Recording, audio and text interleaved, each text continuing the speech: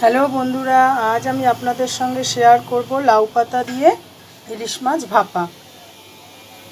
এবার আমি কড়াইতে কাঁচা সর্ষের তেল দিয়েছি, লাউ পাতাটা কেটে নিয়েছি, নুন দিয়েছি, রাঁধুনি দিয়েছি, জিরে গুঁড়ো দিয়েছি, হলুদ দিয়েছি, কাঁচা লঙ্কা চেরা দিয়েছি। এটাকে আমি এখন সুন্দর করে মাখবো। মেখে মাছটাকে এক এক করে বসিয়ে দেব। বসিয়ে দিয়ে তারপর আমি একটু ঢাকা দিয়ে দেব। ঢাকা দিয়ে দিলে আমার মাছ ভাপাটা ঢাকা দিয়ে দেব। দেখুন, আমি মাছটা একটু ঢাকা দিয়ে বসিয়ে দিয়েছিলাম। এইবার আমার ভাপাটা মোটামুটি হয়েই এসেছে।